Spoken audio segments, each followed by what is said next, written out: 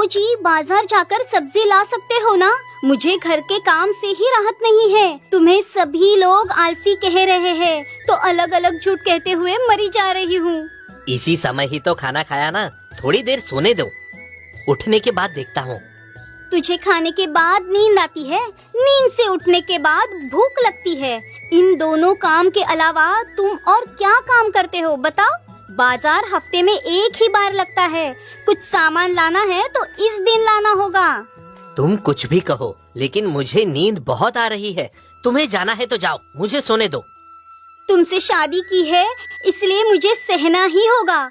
चूल्हे पर खाना रखा है, पकने के बाद उसे नीचे उतार देना, नहीं तो जल जाएगा। ठीक है, तुम जाकर आओ, मैं देख लूंगा। तभी मीना सामान लेने के लिए बाजार जाकर आने के बाद वीरा खर्राटे लेते हुए सोते रहता है। कुछ समय के बाद मीना घर आती है और उसके बाद बाप रे बाप, खाना पूरा जल गया। तुझे पकने के बाद चूल्हे पर से उतारने कहा था ना। काम धाम कुछ है नहीं, ये भी नहीं होता तुमसे। मुझे काम नहीं है किसने कहा? तुम्हारे जाने के बाद 100 लोगों को मार गिराया। तुम्हें क्या पता, 100 लोगों को एक हाथ से मार गिराया है मैंने। क्या तुम मरे हुए इन मच्छरों को गिनती करके बता रहे हो? ज्यादा जोर से मत कहो, अगर किसी ने सुन लिया तो बची हुई इज्जत वो भी चली जाएगी। तुम क्या करते हो? ये सब पूछते हैं तो झूठ कहते हुए मरे जा रही हूँ। इन दोनों के झगड़े को बाहर से पास वाली आंटी सुनती है। हाँ क्या, 100 लोगों को एक हाथ से मार गिराया? बाप रे, यह वीरा साधारण नहीं है, नाम के मुताबिक महावीर है। मतलब ये रात के समय जाकर शत्रुओं को मार के आया है। पास वाली आंटी गलत सोचकर 100 मच्छरों के बजाय 100 लोगों को मारा सोचकर सभी को बताती है। वीरा ने 100 लोगों को मारा, ये विषय इसके उसके मुंह से राजा जी तक पहुंचती है। वाह वाह, एक हाथ से 100 लोगों को मारना छोटी बात नहीं है। कितना भी बड़ा वीर हो तो भी उससे नहीं होगा। वो कौन है, बुलाओ उसे। राजा के सिपाही वीरा के घर जाते हैं। सुनिए, वीरा आप ही हो ना? हाँ जी, मैं ही हूँ वीरा। क्या हुआ, आप किस काम से आए हो यहाँ? आपको राजा जी ने जल्द ही लाने कहा है, चलो हमारे साथ। क्यों, क्या हुआ? मुझसे कोई गलती हुई है क्या? वो सब हमें नहीं पता, आप जल्द ही हमारे साथ चलिए। ठीक है, अंदर मेरी पत्नी को बताकर आता हूँ, आप यहीं रुकिए, ठीक है? सुनो, मुझे राजा जी ने बुलाया है, जाकर आता हूँ। अगर वहाँ कुछ हो गया तो तुम तुम्हारे भाई के पास चली जाना, वो तुम्हें अच्छे से संभालेगा, ठीक है ना? ऐसा वैसा कुछ नहीं होगा, लेकिन राजा जी के पास कुछ काम मिलेगा तो देख कर आइए। तभी राजा जी के सिपाहियों के साथ जाते हुए, आप बहुत ही पराक्रमी हो, 100 लोगों को एक हाथ से मार गिराया ना? ये पागल हो गया है, मैंने कब 100 लोगों को मार गिराया? 100 चींटियों को अभी तक नहीं मारा है मैंने। असल में क्या बात है जानते हैं? क्या हुआ, पूछे हुए सवाल का जवाब नहीं दिया?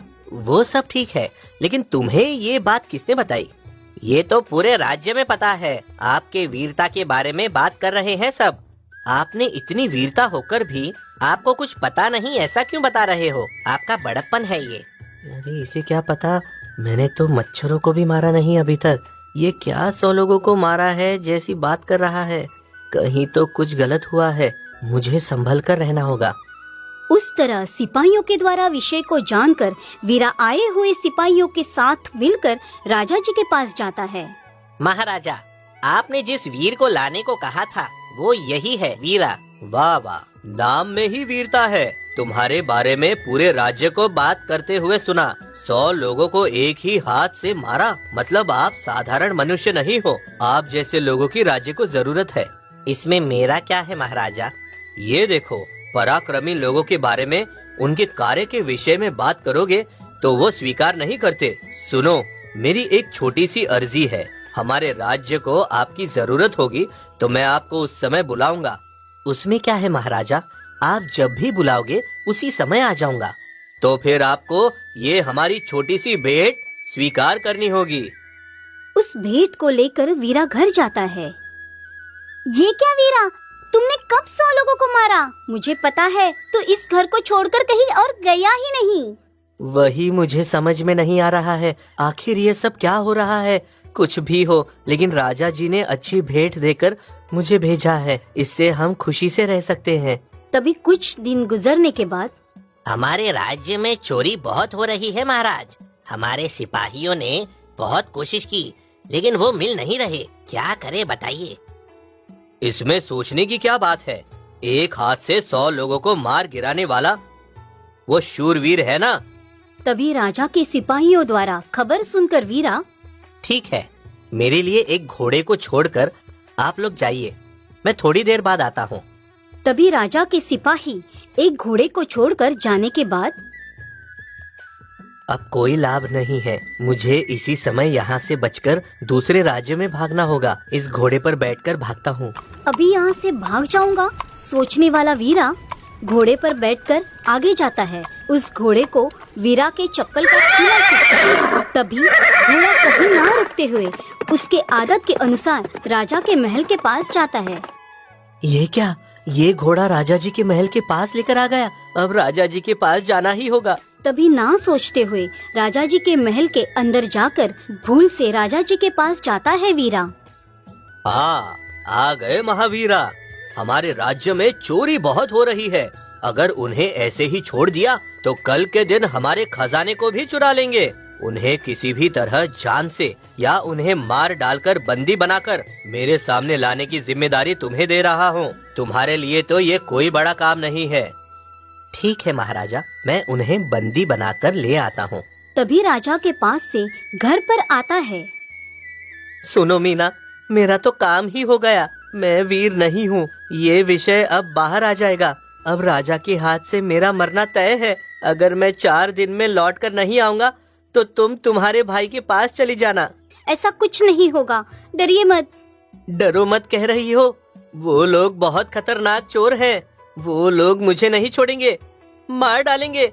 अगर उन्होंने छोड़ भी दिया तो राजा जी मुझे नहीं छोड़ेंगे। तुम डरो मत, हर समय वो परमेश्वर हमारी सहायता करता है। अब तुम जाकर आओ। न जाने क्यों मेरा मरना तय लग रहा है। मेरे मन पसंद वो आटे का खाना 4 प्रकार का बना कर दो। उन्हें लेकर मैं जाता हूँ। भूख लगने पर एक खा लूंगा। यही मेरी आखिरी इच्छा है। थोड़ा अच्छे से बनाना वो आटे का खाना। उस तरह पत्नी से उसके मनपसंद आटे का खाना बनवा कर लेकर जाता है। रास्ते में रात के समय विश्राम करते सोचकर एक पेड़ के नीचे बैठता है। अब कोई लाभ नहीं है, मेरा बचना नामुमकिन है। राज्य में सभी लोग मुझे महावीर समझ रहे हैं। मैं इसके लायक नहीं हूँ, ये जानने के बाद राजा जी मुझे मार डालेंगे। ये सब मैं नहीं सह सकता। इसी समय इस आटे के खाने में जहर मिलाकर इसे खाकर मैं इधर ही मर जाता हूँ। तभी आटे के खाने में जहर मिलाता है। बाप रे, यात्रा करते करते बहुत थक गया हूँ। बहुत नींद आ रही है। आखिरी बार अच्छे से सोता हूँ। उठने के बाद बहुत भूख लगेगी ना, तभी यह आटे का खाना खाकर मर जाऊंगा। अब सोता हूँ। ऐसा सोचकर वही पेड़ के नीचे सोते रहता है। उस समय गांव में चोरी करके चोर उस तरफ आते हैं। वाह, यहाँ स्वादिष्ट आटे के खाने की सुगंध आ रही है। यहाँ कोई तो सोया हुआ लग रहा है। इसके उठने से पहले यह आटे के खाने को खा लेते हैं। उस तरह वहाँ रखे हुए आटे के खाने को सभी चोर खाते हैं। उसके अंदर जहर होने की वजह से वो सभी लोग मर जाते हैं। सुबह होने के बाद उठकर वीरा, ये क्या? ये लोग ऐसे क्यों गिरे हुए हैं? देखने में तो राजा जी के कहे हुए चोर यही लग रहे हैं। यहाँ मेरा आटे का खाना रखा था, कहाँ गया? कहीं भूख की वजह से इन लोगों ने तो नहीं खा लिया? इन लोगों ने जरूर खाया होगा। इसके अंदर के जहर की वजह से ये लोग मर गए होंगे। हाँ हाँ, बगैर ढूंढे ही पैरों के पास आकर गिर गए। ये लोग मरकर मेरे पास ही गिर गए। इन्हें राजा जी के पास लेकर जाता हूँ। उस तरह राजा जी को खबर भेजकर उनके मृत शरीर को सौंप देता है। उन चारों को वीरा ने मारा है सोचकर राजा जी वीरा को बुलाकर, वाह वीरा वाह, इतने दिनों से हमारे सिपाही बगैर सोए जिन्हें ढूंढ रहे थे, उन्हें तू एक ही रात में मार कर ले आया। तुझे क्या चाहिए बोल। उस तरह राजा से भेंट लेकर घर पर आता है और कहता है, देखा तुमने मीना, मुझे राजा जी कितना सम्मान दे रहे हैं। बहुत सारे भेंट देकर मेरा सम्मान किया। इस राज्य में मेरे जैसा वीर नहीं है, ऐसा सबसे कह रहे थे। मुझे ये सुनकर बहुत गर्व महसूस हुआ। सबके पास बड़ाई करने जैसा मेरे पास बड़ाई मत करना। तुम्हारे बारे में मुझे पता नहीं क्या? जोर से बात मत करो, अगर किसी ने सुन लिया तो फिर मेरा मरना तय है। कब सच्चाई पता चलेगी सोचकर डरते हुए मरे जा रहा हूँ। तुमने जो आटे का खाना बनाकर दिया था उसमें जहर मिलाकर मरने का सोचा था, लेकिन उसी समय नींद की वजह से सो गया। सोकर उठने के बाद देखा तो वो सभी चोर उसे खाकर मर गए। ठीक है, इस समय तो इन पैसों से अच्छा खेत खरीदकर व्यवसाय करिए, इसी में भलाई है। वो सब मुझसे नहीं होगा। तभी कुछ दिन गुजरने के बाद, महाराजा, हमारा शत्रु राज्य चंद्रा हमारे राज्य के युद्ध के मैदान में खड़ा है। किसी भी क्षण हमारे ऊपर हमला कर सकता है। उसकी सैनिक हमारे सैनिक से ताकतवर हैं। अब हम क्या करेंगे महाराजा? हाँ, सही है। आपके कहने के अनुसार चंद्रा की आंखें हमारे राज्य पर है। क्या करें, मुझे कुछ समझ नहीं आ रहा। युद्ध के अलावा कोई मार्ग नहीं। महाराजा, 100 लोगों को एक हाथ से मारने वाला उस महावीर को बुलाते हैं। वो हमारी कुछ सहायता कर सकता है। क्या आप उसे बुला सकते हैं? हाँ, वो महावीर है, हमें इस समस्या से निकाल सकता है। तुरंत ही उस वीरा को बुलाओ। तभी राजा जी के पास से खबर सुनकर वीरा, सुनो मीना, अब तो मेरा मरना तय है। तुम सामान बांधकर तुम्हारे भाई के पास चली जाओ। अब मैं तुम्हें फिर कभी नहीं दिख पाऊंगा। तुम डरो मत, तुम वापस लौटकर आओगे, मुझे विश्वास है। कैसे लौट कर आऊंगा? मुझे तो लकड़ी घुमाना नहीं आता, तो तलवार पकड़कर युद्ध कैसे करूंगा? ठीक है, अब मैं जाता हूँ, तुम संभल कर रहना। उस तरह वीरा राजा के पास जाता है। 100 लोगों को एक हाथ से मारने वाले शूरवीर का स्वागत है। हमारे शत्रु राज्य चंद्रा से लड़ने की ताकत और हौसला तुम में है, ये मुझे पता है। तुम हमारे सैनिकों को ले जाकर उनके ऊपर हमला करके उन्हें मारकर या उन्हें बंदी बनाकर यहाँ लाओ। ठीक है महाराजा, मैं इसी समय जाता हूँ, लेकिन मेरी एक अर्जी है। आपको कुछ पूछना चाहता हूँ। क्या है वो अर्जी? तुम जो कहो वो स्वीकार है मुझे, बताओ।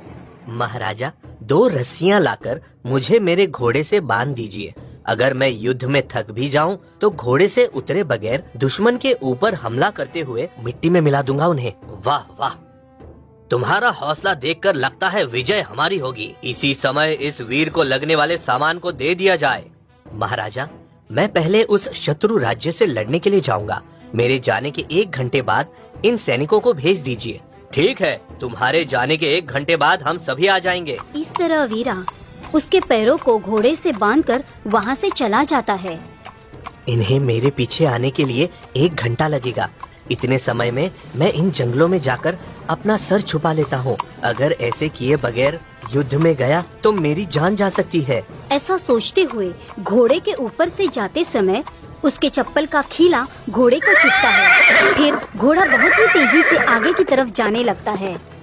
अरे बाप रे, ये क्या? ये घोड़ा मुझे युद्ध के मैदान में ले जा रहा है। ये जाने कितने युद्ध लड़ा है। उसके अनुभव के अनुसार मुझे युद्ध में ले जा रहा है। इसे रोकना भी मुझसे नहीं हो रहा। क्या करूं परमेश्वर?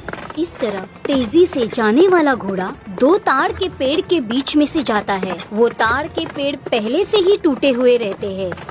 घोड़े को रोकने की कोशिश में वीरा वो दोनों ताड़ के पेड़ को पकड़ता है। वो पूरी तरह से वीरा के हाथ में आते हैं। ये सब दूर से देखते हुए चंद्रा, कौन है वो वीर? 2 ताड़ के पेड़ को लेकर हमारी ओर आ रहा है। देखने में बहुत ताकतवर लग रहा है। वो उस राज्य का महापराक्रमी है। 100 लोगों को एक हाथ से मार डालने वाला शूरवीर है। 100 लोगों को एक हाथ से मार डाला, ऊपर से 2 ताड़ के पेड़ लेकर हमारी ओर आ रहा है। अब हमारा उसके हाथों मरना तय है। जल्दी से कुछ करो तुम लोग। चंद्रा सैनिकों के साथ वीरा को देखकर वहाँ से भाग जाता है। कुछ समय के बाद घोड़ा वहीं पर रुक जाता है। इतनी देर में राजा सैनिकों के साथ युद्ध के मैदान में आता है। उनके आने के समय में वीरा के अलावा वहाँ और कोई नहीं रहता है। बहुत खूब वीरा, बहुत खूब। शत्रुओं को एक ही हाथ से डराकर भगा दिया। तुम्हारी हिम्मत और साहस मुझे बहुत पसंद आई। आज से तुम राज्य के सैनिक अधिकारी हो। धन्यवाद महाराजा। इसके उसके मुंह से पास वाले राज्यों में भी चंद्रा को सैनिकों के साथ डराकर भगाने वाला महावीर वीरा है जानकर उस राज्य पर आंख उठाकर देखने के लिए सभी लोग डरने लगे। इस तरह